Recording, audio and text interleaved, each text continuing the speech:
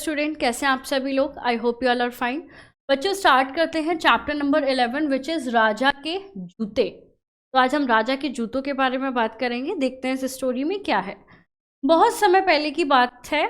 एक राजा था और एक उनका मंत्री।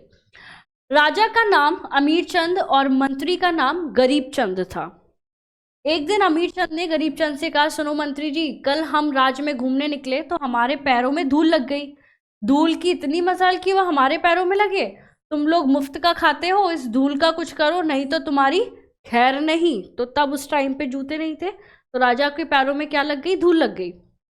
राजा की बात सुनकर गरीब चंद घबरा गया और थरथर कांपने लगा। वह हाथ जोड़कर बोला, महाराज, आप तो हमारे अन्नदाता हैं। अगर आपके चरणों पर धूल नहीं लगेगी तो हम लोगों को आपकी चरण धूली कैसे मिलेगी? मतलब वो थोड़ा सा कवर अप करने की कोशिश कर रहा था कि अगर आपके चरणों पे धूल नहीं लगेगी तो हम कैसे उस धूल को पूजा कर पाएंगे, चरणों की धूल कैसे लेंगे हम आपके। गरीब चंद की बात सुनकर राजा खुश हो गया, फिर भी कुछ अकड़कर बोला, जो भी हो, हमें धूल से नफरत हो गई है। तुम इस पूरे राज्य से धूल को हटवा दो, नहीं तो तुम्हारे लिए बहुत बुरा होगा। राजा का ऐसा आदेश सुनकर गरीब चंद की आंखों के आगे अंधेरा छा गया। उसने देश विदेश के सभी विद्वानों से धूल हटाने का उपाय पूछा, लेकिन कोई उसे सही उपाय बता नहीं पाया। लाचार गरीब चंद ने राजा को खुश करने के लिए एक अनोखा उपाय सोचा। उसने कई लाख झाड़ू खरीदे और उन्हें राज्य की सारी प्रजा में बंटवा दिए। राजा के आदेश का पालन करने के उद्देश्य से सभी लोग गली मोहल्ले में झाड़ू लगाने लगे। इससे इतनी धूल उड़ी कि सूर्य का प्रकाश भी मंद पड़ गया और राजा खांसते खांसते बहुत परेशान हो गए।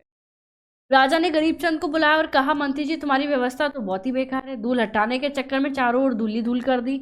अगर 2 दिन में ये धूल नहीं हटी तो तुम्हें जेल की हवा खानी पड़ेगी। तो उन्हें क्या दे दिया? उन्होंने वार्निंग दे दी उन्हें। राजा की बात सुनकर गरीब चंद सिर पर पांव रखकर भाग गए। उन्होंने हजारों मिस्त्रियों को धूल पर पानी छिड़कने की आज्ञा दी। छिड़काव के बाद इतना पानी खर्च हो गया कि कुओं और तालाबों में सारा पानी खत्म हो गया और चारों ओर कीचड़ ही कीचड़ हो गया। वह अलग राज्य के लोग प्यास के मारे मरने लगे। राजा ने गरीब चंद को एक बार फिर डांटा, तुमने तो हमें बर्बाद कर दिया। तुम जैसे को तो सूली पर चढ़ा देना चाहिए। सारे राज्य में क्या कीचड़ कीचड़ करके रखा हुआ है। घबराकर गरीब चंद ने तुरंत योग्य मंत्रियों की एक बैठक बुलाई। मंत्रियों ने गरीब चंद को यह सलाह दी कि अगर राज्य की पूरी धरती को चमड़े से मढ़ दिया जाए तो धूल बचा सकते हैं। गरीब चंद ने यह सलाह राजा को बताई। राजा को यह बात ठीक लगी और उसने देश के सभी चर्मकारों को बुला लिया। चर्मकारों को जब पता चला कि उन्हें सारे राज्य की धरती को मरना है तो वो बुरी तरह घबरा गए और राजा से बोले, महाराज, ना तो हमारे पास इतना चमड़ा है और ना ही इतनी शक्ति कि हम पूरे राज्य की धरती को मढ़ सकें। तभी एक बूढ़ा चमका बोला, महाराजा, एक उपाय बताऊं? राजा बोले, तुम क्या बताओगे? विद्वानों की पूरी सभा तो इसका हल बता नहीं पाई, तुम आए हो। बूढ़ा चर्मकार बोला, आप आज्ञा तो दीजिए, फिर बताता हूँ।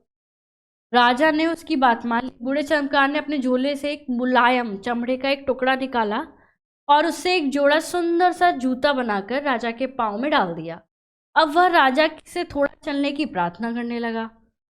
जूते पहनकर राजा कुछ दूर तक चलकर देखा, उनके पैरों में धूल का एक कण भी नहीं लगा। बूढ़े चमकार द्वारा अपनाए गए उपाय से गरीब चंद की जान बच गई और उसी दिन से लोगों ने जूते पहनने प्रारंभ कर दिए। तो ये क्या था? डिस्कवरी ऑफ दी शूज, है ना। तो इस तरीके से डिस्कवरी हुई, ये कथा है। तो बच्चों, स्टडी करते रहिएगा। मिलेंगे नेक्स्ट चैप्टर में। Thank you so much.